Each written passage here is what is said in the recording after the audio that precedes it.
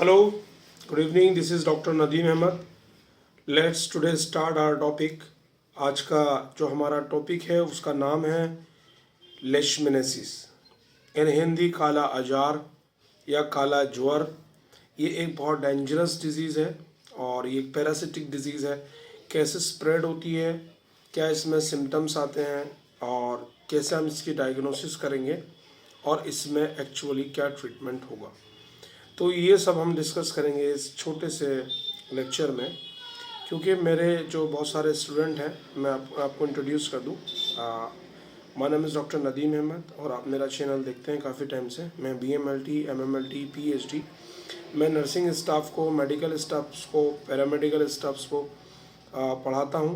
Anatomy, physiology, microbiology, pathology और छोटे छोटे टॉपिक्स भी कवर कराता हूं। मुझे पिछले 6 साल से इस काम को मैं कर रहा हूं और भी मैं डिफरेंशियल डिपार्टमेंट में अपॉइंटेड रहा हूं, उसी का अकॉर्डिंगली मैं बताता हूं। तो जो हम लेशमेनिया डोनोवेनी के बारे में बात कर रहे हैं, दैट मीन लेशमेनेसिस। लेशमेनेसिस एक ऐसा डिजीज़ है जो एक पैरासाइट से कॉज्ड होता है। एक सैंड फ्लाई होती है, वो हमारी स्किन पर बाइट करती है और बाइट करने के बाद में उसके मुंह में जो फॉर्म होती है एज सिमिलर बिल्कुल मलेरिया। जैसे मलेरिया एक पैरासाइट डिजीज़ है, पैरासिटिक डिजीज़ है, इसी तरीके से लेशमेनेसिस काला अजार भी एक पैरासिटिक डिजीज़ है। वो मलेरिया जो है मच्छर के काटने से फैलता है, जिसमें वो एनाफिलीज, क्यूलेक्स मस्कीटोस काटते हैं। डेंगू के केस में एडिस एजिप्टी काटता है, पर डेंगू वायरल डिजीज़ है। तो इसमें पैरासिटिक डिजीज़ में ऐसा होता है कि मलेरिया जैसे होता है, आपके मच्छर ने काटा और मलेरियल फॉर्म जो भी है, प्लाज्मोडियम फाल्सीपेरम है या प्लाज्मोडियम वाइवेक्स है या प्लाज्मोडियम ओवेल है, कोई भी फॉर्म है, वो आपके ब्लड में जाती है। फिर उसके बाद आपके एंडोथेलियल सिस्टम यानी लीवर वगैरह में, हेपेटिक सिस्टम में जा कर के रेप्लिकेट करती है, फिर ब्लड स्ट्रीम में दोबारा रिलीज होती है। शिवरिंग आता है, जाड़ा आता है, ये मलेरिया का नॉर्मली साइकिल रहता है। लेकिन इन केस ऑफ लेशमेनिया डोनोवेनी, लेशमेनेसिस, काला अजार, ब्लैक फीवर या काला बुखार जिसको हम बोलते हैं, इस सब नामों से इनको हम बोलते हैं। तो इसमें ऐसा होता है कि एक सैंड फ्लाई नाम की मक्खी होती है। इसमें मस्कीटो नहीं होता है, मक्खी होती है, वो आपके काटती है। उसके मुंह में जो पैरासिटिक फॉर्म होती है जिसको हम एमेस्टिगोट फॉर्म बोलते हैं, और एक दूसरी फॉर्म भी होती है, उसका नाम प्रोमोस्टिगोट फॉर्म होता है। दोनों फॉर्म्स होती हैं, एमेस्टिगोट फॉर्म और प्रोमोस्टिगेट फॉर्म। तो ये हमारे ब्लड में जाती हैं, फिर रेटिकुलो एंडोथेलियल सिस्टम में जाती हैं, वहाँ से रेप्लिकेट करती हैं और हमारी बॉडी के अंदर पूरी साइकिल चलाती हैं। इसका पूरा साइकिल है, मैं एक फ़ोटो लगा दूंगा, आप उसको प्रॉपर देख लेना। फिर उसके बाद ये 3 तरीके की लेशमेनेसिस कॉज करता है। फर्स्ट इज़ क्यूटेनियस लेशमेनेसिस, जो आपकी इसमें स्किन अफेक्ट होगी।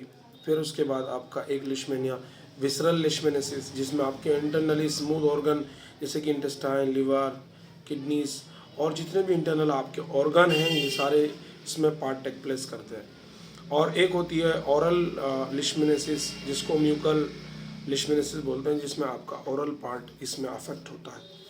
तो ये लेशमेनेसिस है। इसके सिम्टम्स क्या क्या होते हैं? आपको पैनसाइटोपिनिया दिखेगा, एनीमिया दिखेगा, ल्यूकोपिनिया दिखेगा, यानी WBC बहुत कम हो जाएंगे, TLC बहुत कम हो जाएगी, ब्लड बहुत कम हो जाएगा, all blood indices will be decrease in case of Leishmania donovani. तो ये इस तरीके से, और इसके बाद हिपेटोस्प्लेनोमेगेली, आप रेडियोलॉजिकल डायग्नोसिस करेंगे तो उसमें भी आपको दिखाई देगा हिपेटोस्प्लेनोमेगेली। लिवर का, स्प्लीन का इन्लार्जमेंट रहेगा, क्योंकि ये इनका मेन हैबिटेट है। और इसमें क्या आना फिर सिम्टम्स, क्यूटेनियस बेस पे तो बड़े बड़े पैचेस, छाले टाइप के और एक ज़ख़म टाइप के बन जाते हैं। फीवर और जो रूटीन जो सिम्टम्स हैं वो तो आते ही हैं, जैसे फीवर हो गया, आपका शिवरिंग हो गया, जाड़ा, hepatosplenomegaly, abdominal pain, nausea, vomiting, weakness. This और all symptoms will seen in case of Leishmania donovani. तो स्टूडेंट पूछ रहे थे, सर ये इसमें हम क्या करा सकते हैं सर?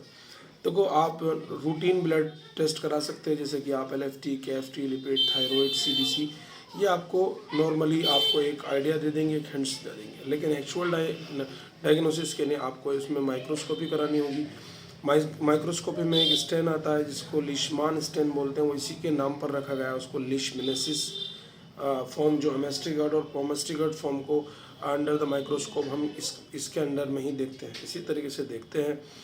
उसके बाद में IFA करा सकते हैं, इम्यूनोसेंट फ्लोरोसेंट एस्से करा सकते हैं आप RT-PCR reverse transcriptase polymerase chain reaction करा सकते हैं, एलाइजा भी करा सकते हैं, इसमें फ्लोरोसेंट माइक्रोस्कोपी भी करा सकते हैं, और आप इसमें स्वेब कल्चर, वो I am so sorry culture बोल रहा हूँ, इसमें बायोप्सीज भी जा सकती है क्यूटेनियस की, स्क्रैपिंग बायोप्सी जा सकती है।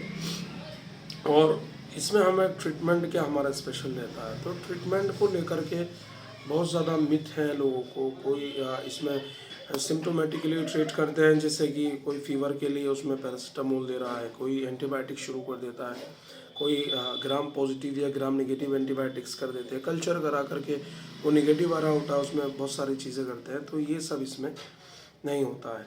अगर आपका डायग्नोसिस अच्छा है, आपने उसको पहचान लिया है, ये विसरल है, ओरल है या फिर क्यूटेनियस है, बहरहाल ये लिशमिनेसिस है, काला अजार है, ब्लैक फीवर है, हम इसको जान लेंगे कि ये किस तरीके से डायग्नोस हो गई है।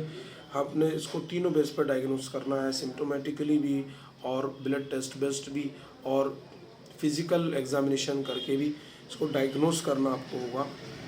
और फिर इसमें हमें क्या करना है, इसमें ट्रीटमेंट में ना हम इसमें सिंपल सा ट्रीटमेंट है, सोडियम स्टीबोग्लूकोनेट का इंजेक्शन इसमें चलता है। जैसे टीबी के लिए प्रोग्राम, टीबी रेडिकेशन प्रोग्राम चलाएं गवर्नमेंट ने, मलेरिया रेडिकेशन प्रोग्राम चलाएं, इसी तरीके से काला अजार को रेडिकेट करने के लिए इंजेक्शन सोडियम स्टीबोग्लूकोनेट, ये इंजेक्शन है 20 mg पर kg per day for 20 days या 21 डेज, यानी 20 mg पर kg, यानी 20 mg पर किलोग्राम पे इसको देना होगा आपको 20 दिन के लिए। मान लीजिए सपोज दैट अगर कोई 50 किलो का पेशेंट है तो उसको हम 100 mg पर डे 20 डेज़ के लिए हम इसको देंगे इंजेक्शन को। बाकी सिम्टोमेटिकली ट्रीट करेंगे, इंशाल्लाह he will get well soon. और उसके जो विसरल हो, ओरल हो और या फिर क्यूटेनियस हो, उसके सिम्टोमेटिकली बेस पे हम उसको ट्रीट करेंगे। आई होप मेरा वीडियोस आपको पसंद आया होगा। मैं इसी तरीके से इन्फॉर्मेटिव वीडियोस आपके लिए लेकर आता हूँ, आप इसको देखिएगा और बहुत सारा नॉलेज है, इसको शेयर कीजिएगा। और ख़ुद से इसको ट्रीट करने की ज़रूरत नहीं है, बस ये अगर नॉर्मली पर्सन भी, क्योंकि मेरी वीडियोस देखते हैं जो नॉर्मली लोग हैं, एजुकेशन हासिल करना चाहते हैं, जिनका आइडिया है हेल्थ से रिलेटेड, वो जुड़े रहते हैं, तो जो मेडिकल फील्ड से नहीं है, क्योंकि मेरे वीडियोस वो भी देखते हैं जो आउट ऑफ मेडिकल फील्ड है, तो उनके लिए भी है कि खुद से इसको ट्रीट ना करें, पहले नियरेस्ट किसी फिजिशियन से जाके कंसल्ट करें और उसको अपनी बातें बताएं और उसको हिंट दे दें।